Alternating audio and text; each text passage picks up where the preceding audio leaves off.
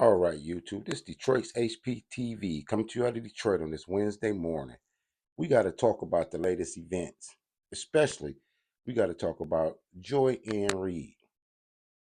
Joy Reid was fired from MSNBC. That was not surprising to anybody that was paying attention to the rhetoric that she was spewing on the show.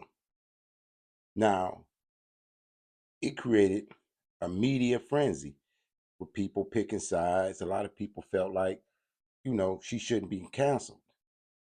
But you got to think about it. What does the left do with their pawns and their toys when they're no longer useful? Joy Reid was their number one attack dog. She was saying all kind of outlandish things in support of Kamala, in opposition to the right. She was even using slavery, which her ancestors never experienced because she's not even from this country. So she was using the trauma of Black Americans as a political whooping stick for the right. Because both her parents are from Africa. She's first generation American. But if you hear her talk about slavery, you would think that she was an American, that she was a Black American. So the thing about it is, on that side, when they have their Democratic shields, the Black ones, they leave them out to dry every time. They have no problem with firing her, even though they allowed her to go on and on with her rhetoric. You got people like Roland Martin, they're coming out in defense of her. I'm going to show you a clip on him. And he's saying different things about Black leadership as if somebody would ever follow him. He is a shield. It was proven he was a shield when he allowed Kamala Harris to give him $350,000 for a softball interview, while they were selling her to the Black community as a Black woman, even though we all know that she's Southeast Asian, she's Indian. But they will do anything for the money.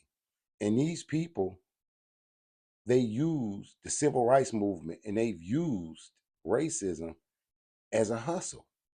They've marketed it. Ever since Malcolm and King and Medgar Evers and the people of the civil rights movement have been gone, the Democratic Party co-opted not only the civil rights movement, but they also co-opt the Black church.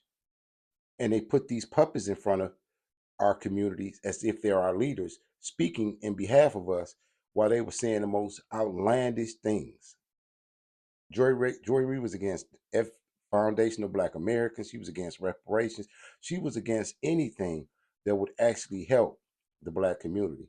She never really truly identified with us because, as I've said, both her parents are from Africa. Then you have Don Lemon. He's so mad at Megyn Kelly that he talks out of turn. He said the biggest threat to America was white men. And then he turned around and married a white man. You can't even make this up. So with these clips, I'm gonna show you Megyn Kelly first, and you get a load of how she feels as the chickens, so to speak, come home to roost. Because Joy Reid is just like Jasmine and Crockett. They always talked about how they love white tears.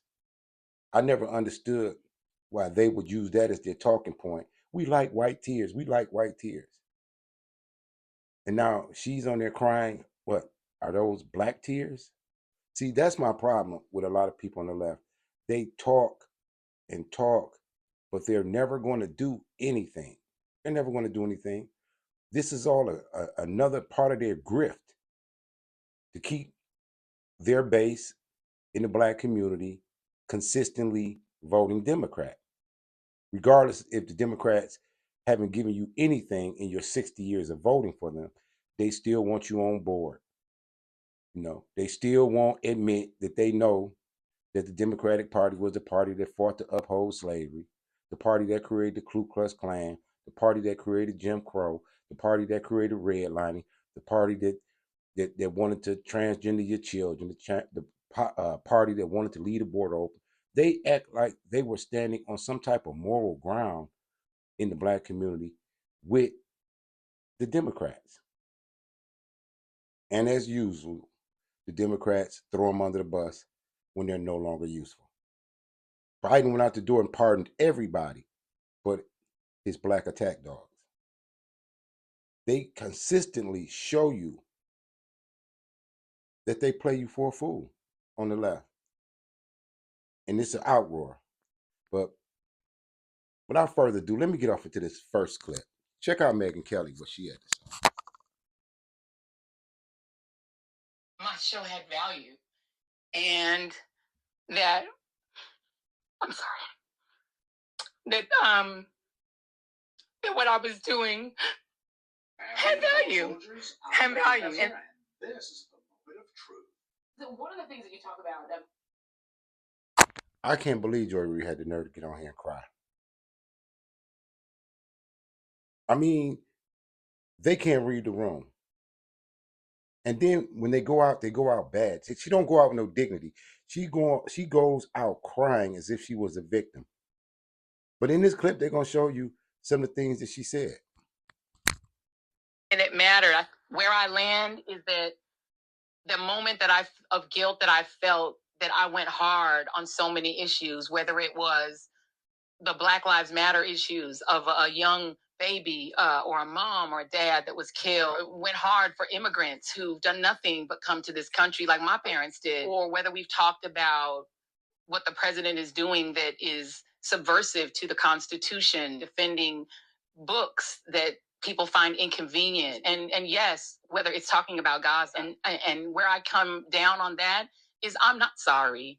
I am not sorry that I stood up for those things, because those things are of God. I'm not sorry. I'm just proud of my show. A message for solopreneurs from Lettuce.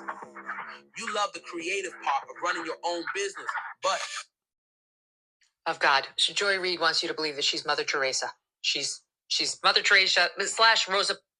Now I want you to pay attention to what Joy Reid said. Joy Reid said she went hard for Gaza. She goes hard for the LGBT community. She goes hard for all these things other than the Black community that she so-called claims that she represents. That's how all of them is. Jasmine Crockett telling you that you don't need $5,000. They urging you to get into the streets and show some form of resistance against a duly elected president and his administration, all for a grift. They've become millionaires while their constituents suffered in poverty. But yet now, after all this tough talk, she gets in front of you and cries and say her show had meaning. We know, if you watched her show, what it was about. And the crazy part about it is, when you watch social media and you see all the podcasters, nobody is celebrating more than the Black vloggers. For real. Nobody is happier that she's other than, more than Black people. All you got to do is scroll and look through the timeline.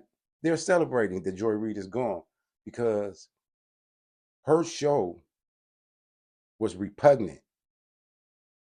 It was a stumbling block that the Democratic Party threw in the way of Black people to keep them stumbling and falling back to the Democratic plantation through intensive racial animus. Let's watch some more. Parks, a combination of both. We are back now with Free Press columnist Batya Ungar-Sargon.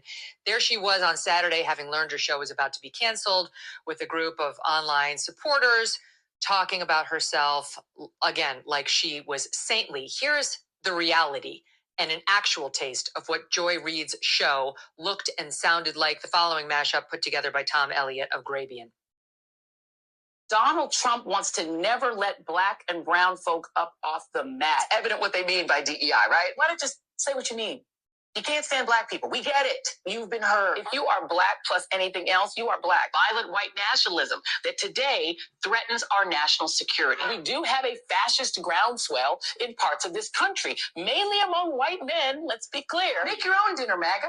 Make your own sandwiches. Wipe your own tears. Similarities to what happened in Germany and what's happening now in America are just undeniable. Donald Trump is acting like a Nazi, talking like a Nazi, and now posting like a Nazi. Like right-wingers were saying, get in the oven anytime you made any benign comment on Twitter. Yes, Biden is aging. He shuffles when he walks and forgets names and makes gaffes. But he's not incoherent. He can give us a prompter speech. Kamala Harris has passed the audition flawlessly. This has been, in many ways, a perfect campaign. I got into Harvard and, Yale, Vassar, and the University of Denver, too, because I had a really high GPA and fantastic SAT scores. Let me just be clear. I got into Harvard only because of affirmative action. Wow. This lady was allowed to get on there, say all kind of stuff, and then come back and lie. We just watched her a split second say she had high SATs and she was academically inclined, but then she says she got into Harvard through affirmative action.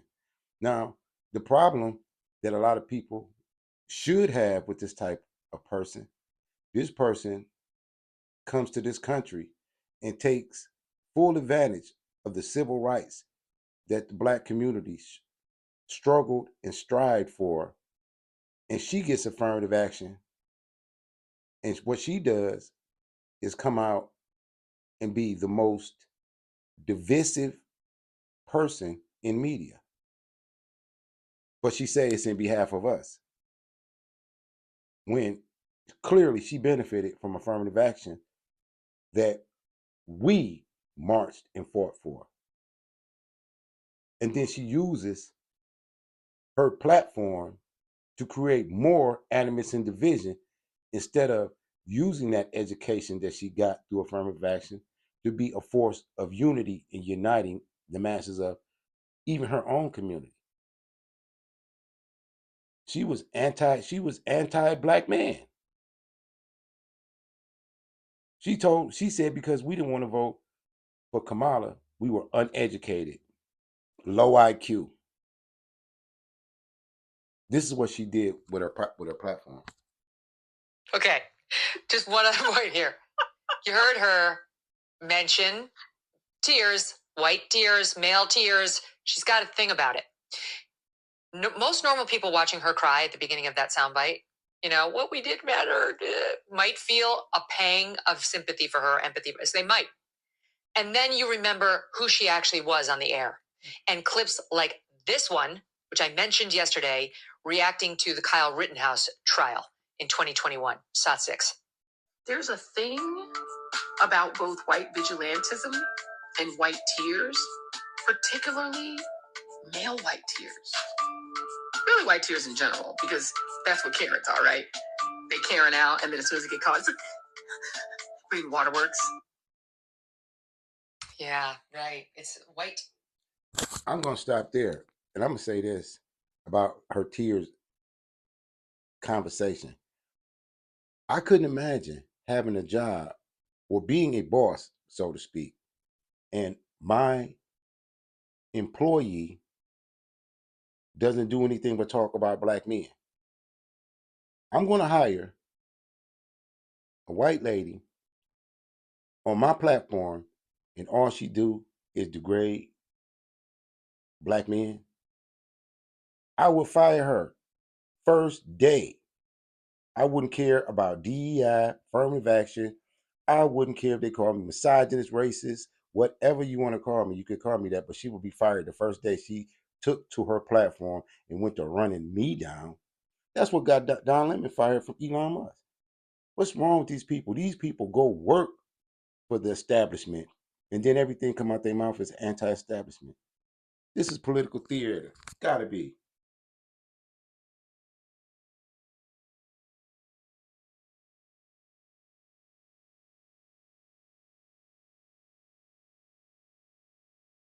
Make a Walmart run with me for rollback deals on Alka-Seltzer Plus. With golden flu season in full effect, it's...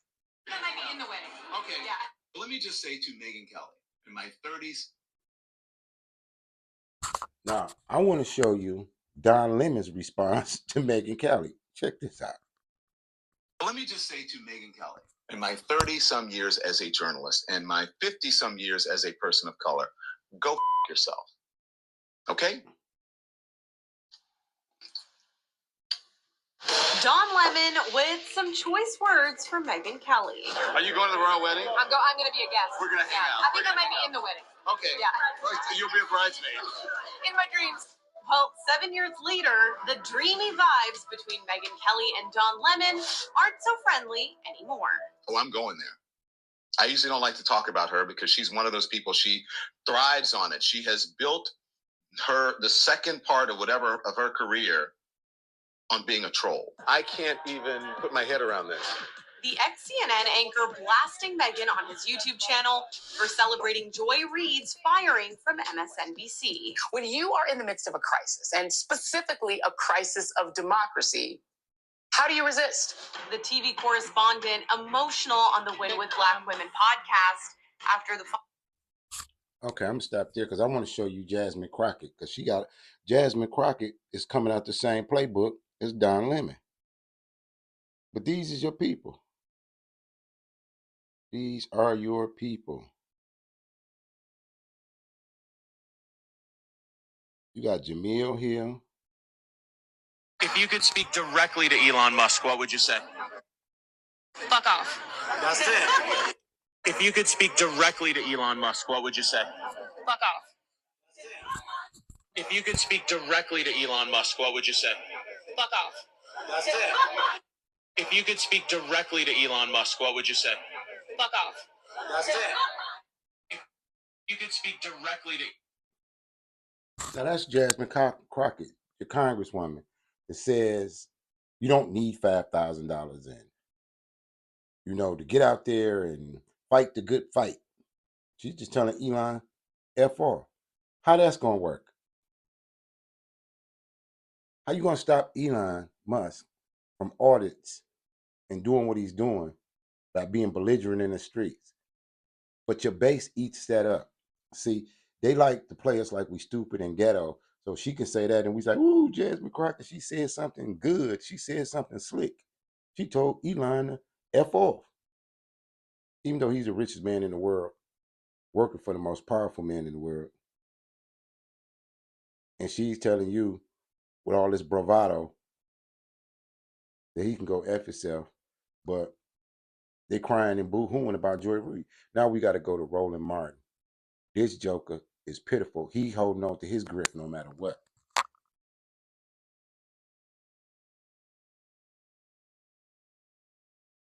Have you heard about Patriot Software's accounting and payroll? Well, not hard to find. It is about resisting.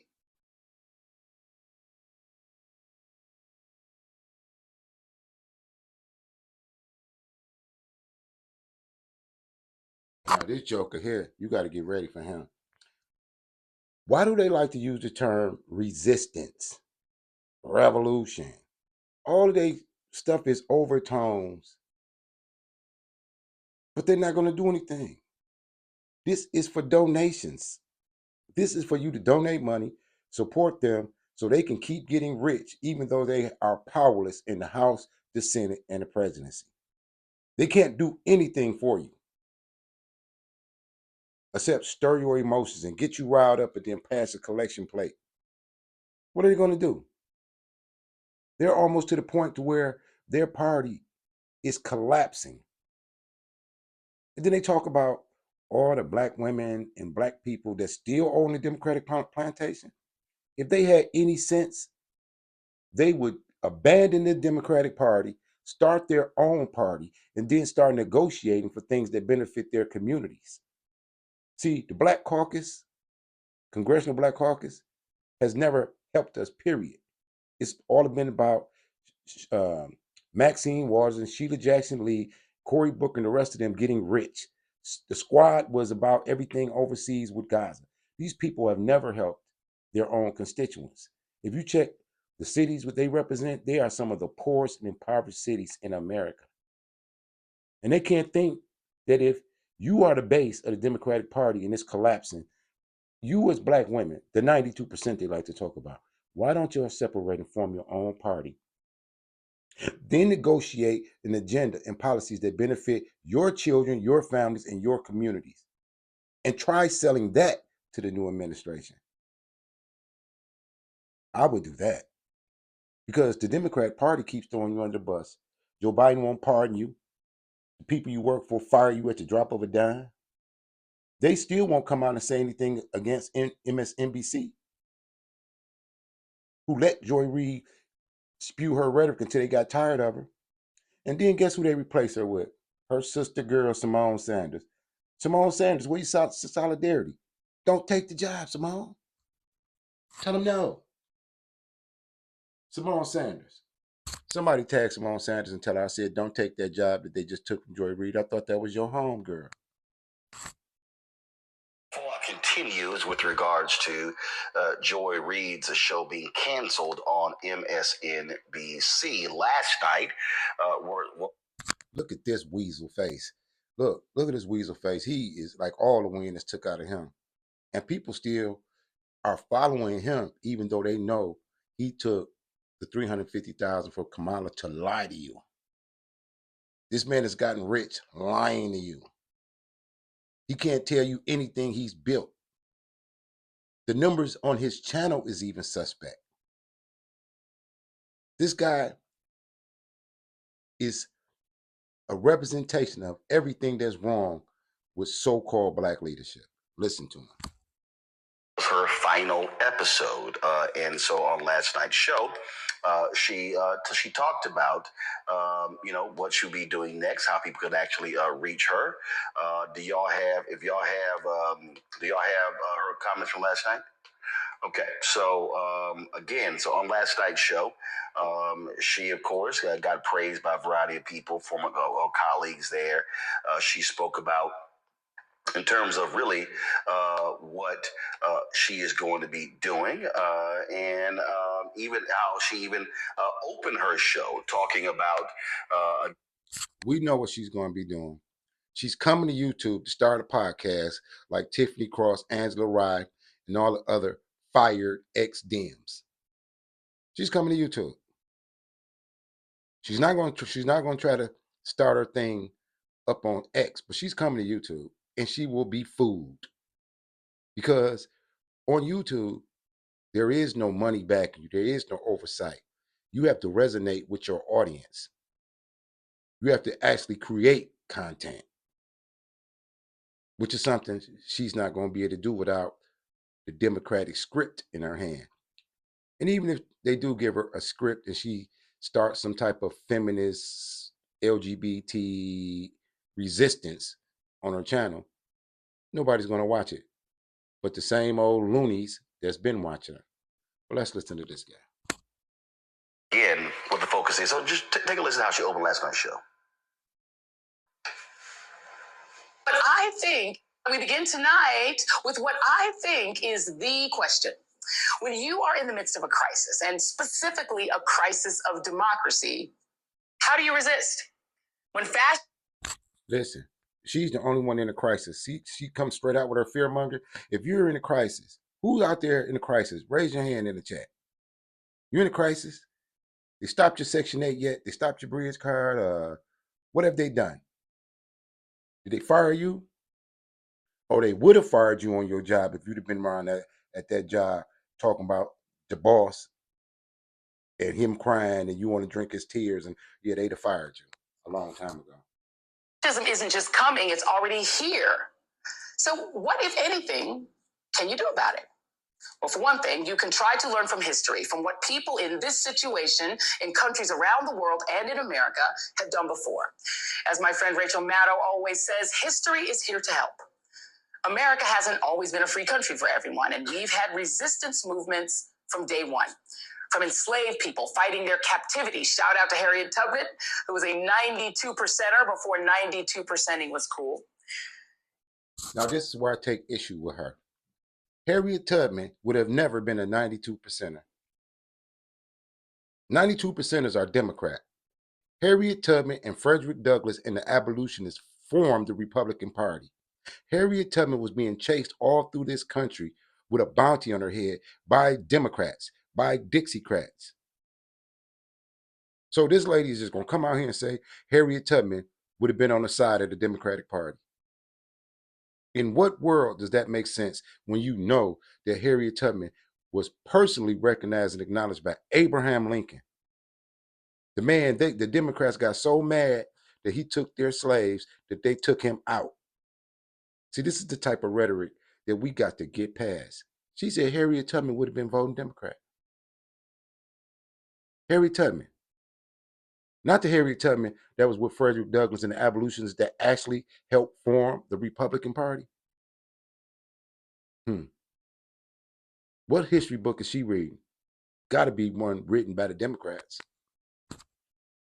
And even taking up arms during the Civil War, to the women's movement and the workers' rights movement and the Stonewall gay rights movement. Oh, she mentioned the Civil War. Come on, Joy Reid. Who were they fighting in the Civil War? Oh, the Democrats that was fighting to uphold slavery and keep their slaves. Are you still trying to play our people like they're that dumb? See, this is why a lot of black people is glad she's going too. Look how she's misrepresenting the facts, misrepresenting the history, using it to twist a narrative so that you can have sympathy for her, because she's telling you that Harriet Tubman would have fought on the side of the Democratic Party, even though Harriet Tubman helped create the Republican Party. Say it ain't so. All been versions of the fight to make this a free country for everyone and to have a true multiracial democracy. And that is history's most important lesson, right? That the most important thing, the first rule, is to fight back, to never stop resisting. Do not obey in advance, as Tim Snyder put it.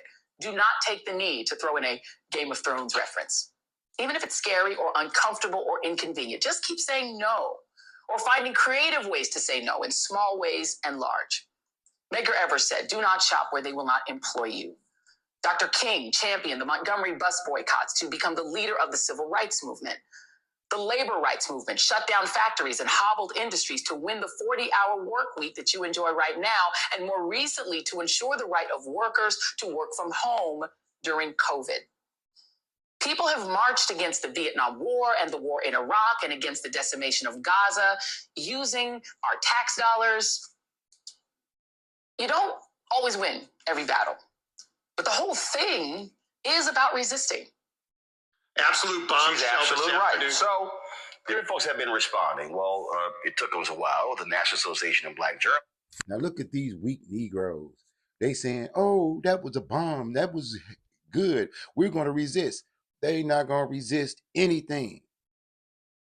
They trying to get a check.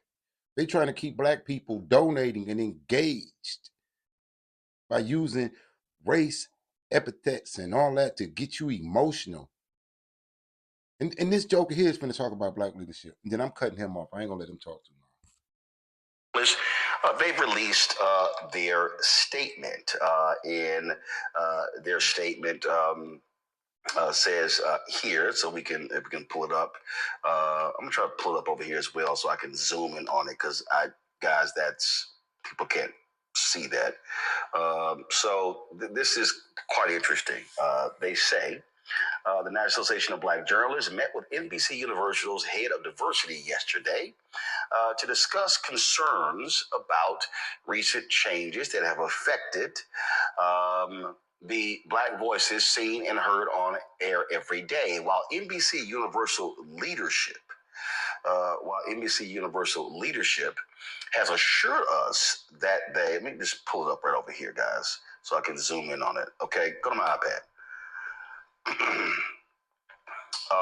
They say, while NBC Universal leadership has assured us they are committed to elevating Black voices, we're disappointed by the removal of Joy Reid from her slot. Reid is a longtime journalist and host of The Reid Out, a major political commentary program. While we congratulate Simone Sanders Townsend, Michael Steele, and Alicia Menendez on their new roles in Reid's former time slot, we remain concerned about industry-wide patterns. Now, he's reading the letter from the National Black Journalists Association that they writing to MSNBC. for getting rid of Joy Reid, and they call it, they're silencing black voices. But they're replacing her with her homegirl, Simone. Simone can say, I'm not taking it, and stand in solidarity. I told you, them shields on the left is fake. They fake. They're talking about a resistance. Simone Sanders, her homegirl, her Democratic Shield partner, won't even resist the opportunity to replace her and take her job. Say it ain't so, Democrats. Well, this Detroit's HPTV signed to you out of Detroit. As always, salute to all patriots. Keep your head on the swivel. Like, share, and subscribe. Peace.